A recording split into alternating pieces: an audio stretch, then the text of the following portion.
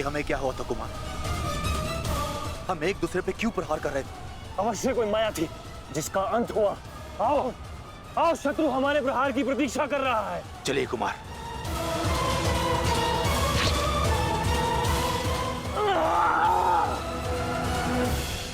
तुम्हारे कौशल और शौर्य को नमन है वृषसेन।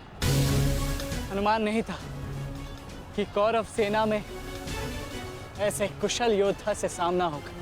सूर्यास्त में समय अभी शेष है अभिमन्यु, और हमारे तुनीरों में बाण नहीं। तो समय व्यर्थ ना करते हुए द्वंद्व आरंभ करें। तो मैं प्रस्तुत हूं योद्धा।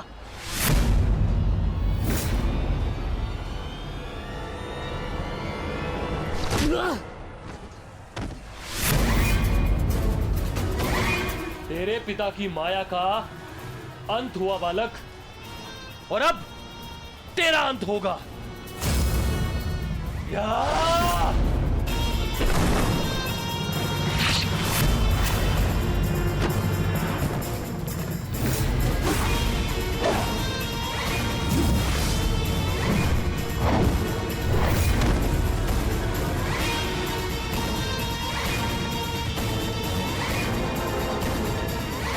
हार तब नहीं होती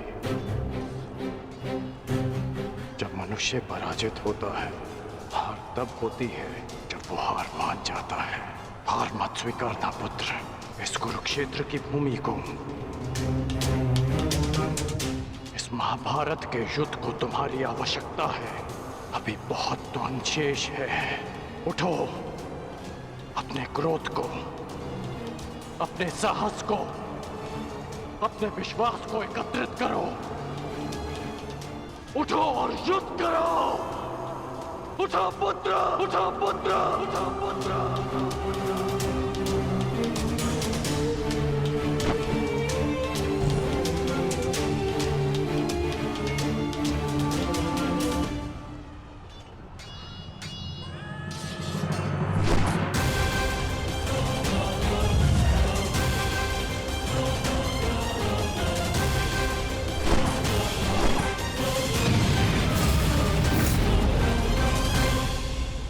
माधव, पितामह के प्रहार प्रतिक्षण बलशाली होते जा रहे हैं। हम उन्हें बहुत समय तक रोक नहीं पाएंगे। रोकना तो पड़ेगा पार्थ। जितना समय तुम इन्हें रोकोगे उतना समय भीम को मिलेगा कि वो दुर्योधन को परास्त कर युधिष्ठिर के समक्ष आत्मसमर्पण करने को विवश कर सके।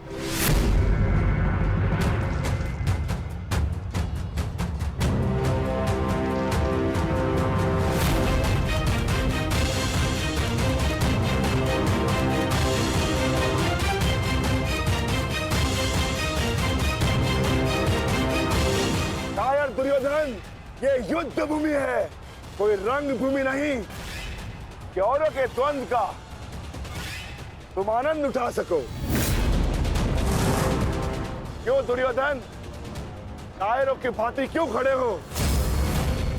आओ और आकर मुझसे युद्ध करो।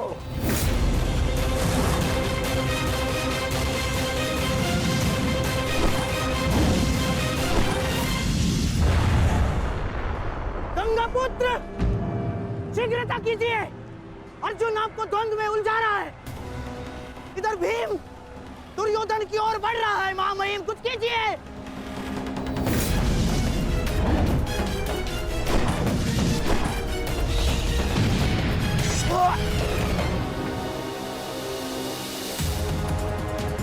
सारथी,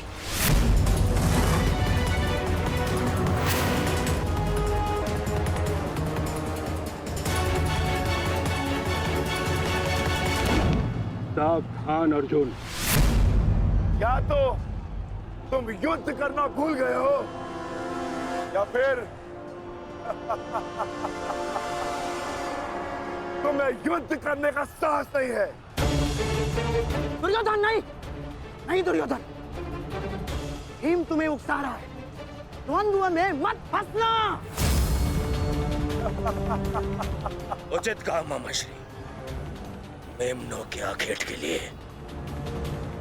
से आगे नहीं बढ़ते। बस भूखे भीम के लिए तो मेरी कलिंग की सेना ही पर्याप्त है। कलंक के वीरों, आक्रमण करो और इसको बंदी बना लो। जाओ।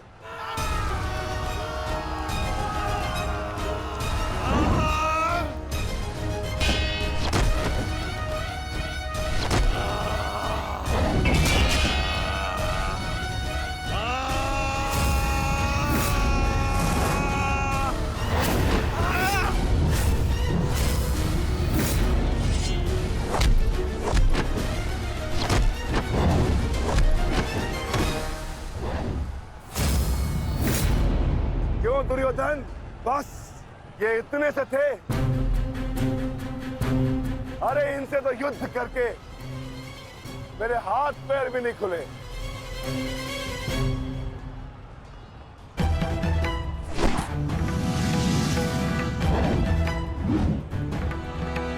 आप नियम भंग कर रहे हैं आचार्य। आप एक साथ दो पर आक्रमण नहीं कर सकते। स्मरण रहे कि युद्ध के नियम के अनुसार दो योद्धा एक योद्धा पर आक्रमण नहीं कर सकते,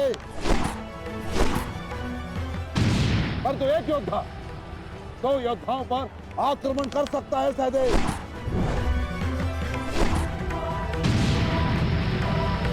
क्या करें नकुल? कुछ करना होगा। हमें गुरु दौड़ को रोककर अधिक से अधिक हमें भ्राता भीम को देना होगा। युद्ध सभा में चीख चीख कर अपने पौरुष का बखान करने वाले एक नपुंसक के भांति क्यों खड़े हो? अब किसे लाओगे अपनी ढाल बनाकर? ये विकोदर भीम तुम्हारी हर ढाल को तोड़कर तुम्हारा अंत करेगा। मैं तुम्हारे प्राण लेकर रहूंगा कायर दुर्योधन।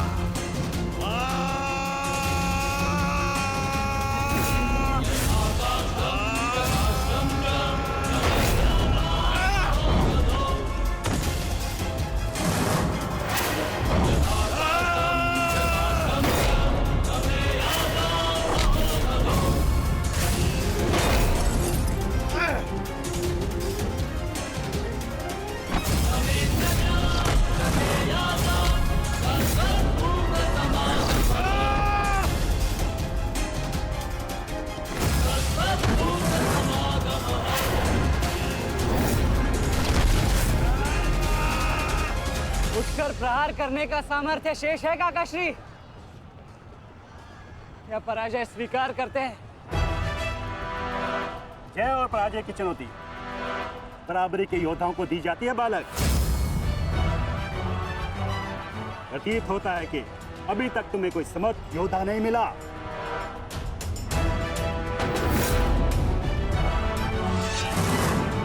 मैं शब्दों के बाण नहीं चलाता नानाश्री। अच्छा, तो युद्ध करो या समर्पण करो।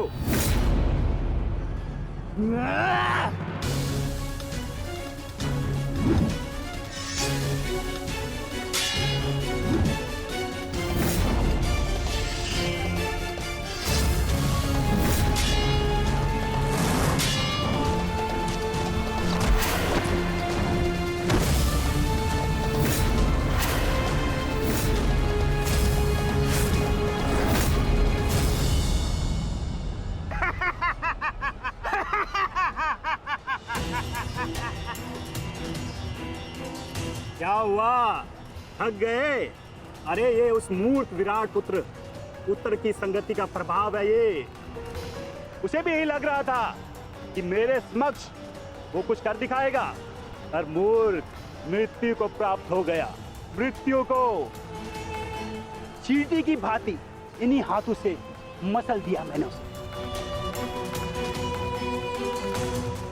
पीछे हट जाओ अभिमन्यु, अन्यथा उत्तर से कहीं पीड़ादायक मृत्यु मिलेगी, मृत्यु। तो ये समझिए कि आज उत्तर का प्रतिशोध पूर्ण होगा।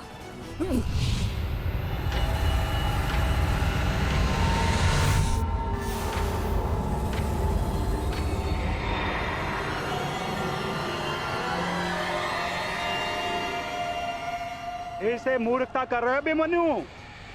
मेरी शक्तियों के बारे में ज्ञात नहीं है। शत्रु का क्रोध मुझे और बलशाली बनाता है, बलशाली।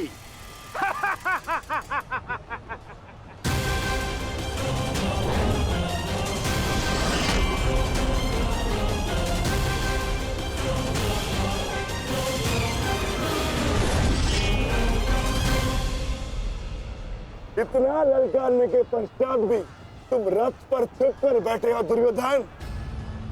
मैं भी कैसा मूर्ख हूं, एक नपुंसक के वध की प्रतिज्ञा कर बैठा। आज तुमने यह सिद्ध कर दिया कि तुम एक क्षत्रिय नहीं बल्कि एक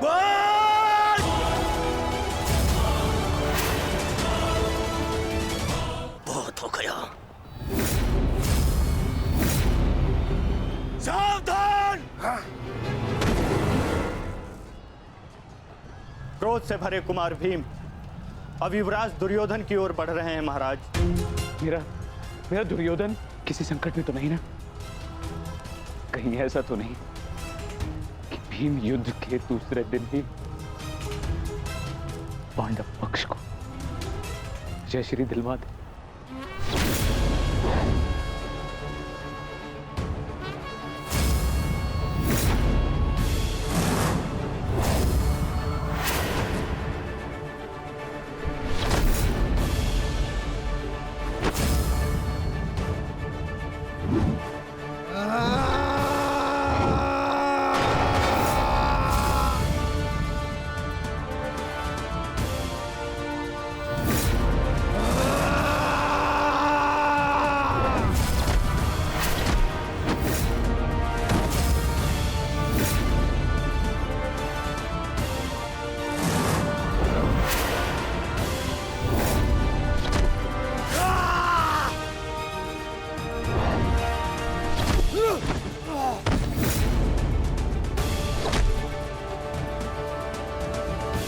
मारो दुर्योधन, मारो!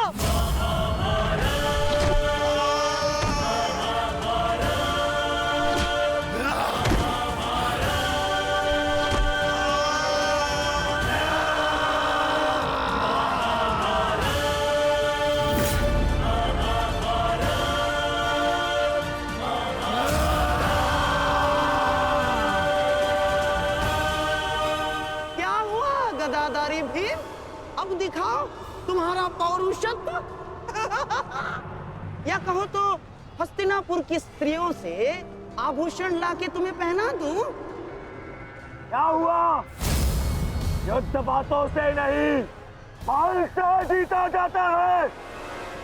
यदि इस जैसे शरीर में थोड़ा सा भी साहस बचा है क्रोध और प्रहार कर मुझ पर। अरे ये क्या पहचानेगा अपनी शक्ति को? इसे कैसे मैंने वस्त्र और आभूषण रहित करके उन शास्त्रों के मध्य बिठा दिया था मैंने।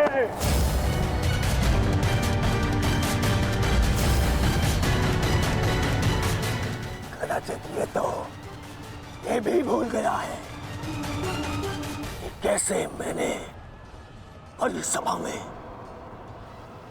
उस दासी द्रौपदी को उसका उचित स्थान दिखाया था।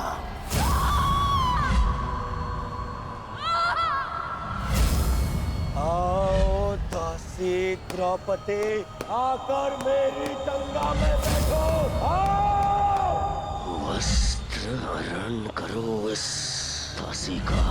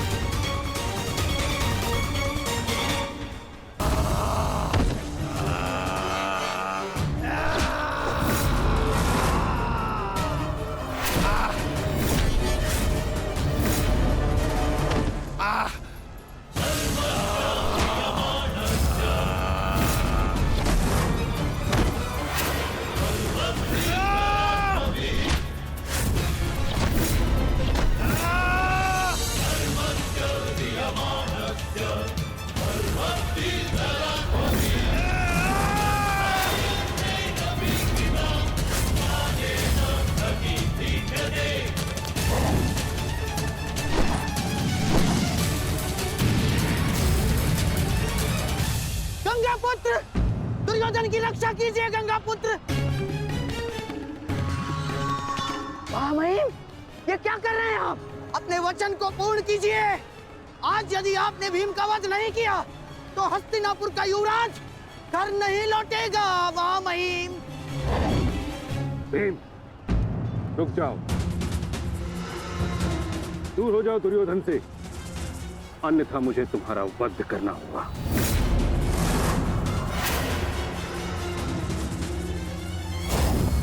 सावधान पितामह, यदि आपने भ्राता भीम पर प्रहार किया तो मुझे विवश होकर आप पर बाण संधान करना होगा। हट जाओ भीम। क्षमा चाहता हूं पितामह, आप अपना वचन पूर्ण कर रहे हैं तो मुझे भी अपनी प्रतिज्ञा का मान रखना है। आज मैं इस दुर्योधन का वध तो करके ही रहूंगा, चाहे इसके लिए मुझे स्वयं के प्राण क्यों न गंवाने पड़े।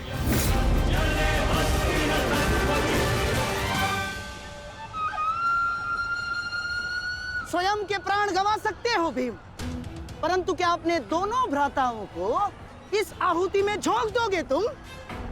तुम्हारी इस भूल का फल नकुल और सहदेव को भुगतना होगा भीम। जरा देखो उधर।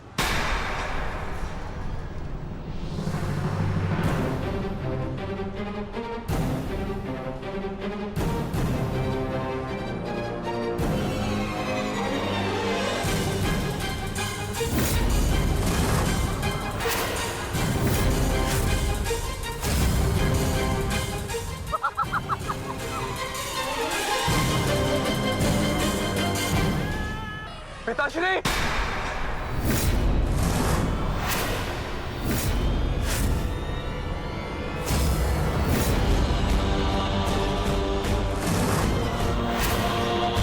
शस्त्र को नीचे करिए द्रोण, अन्यथा सदैव के लिए पुत्र से हाथ खो बैठोगे।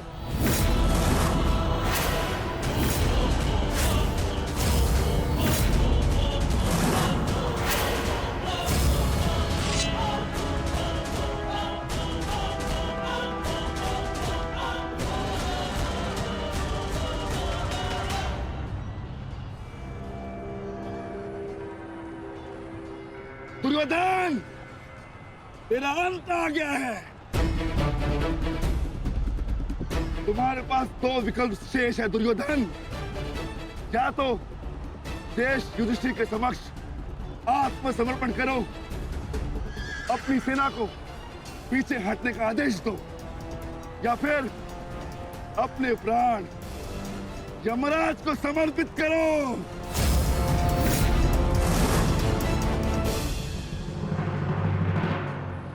मारो भीम, मारो, शीघ्रता करो भीम। इतनी भी क्या शीघ्रता है राजकुमार युधिष्ठिर?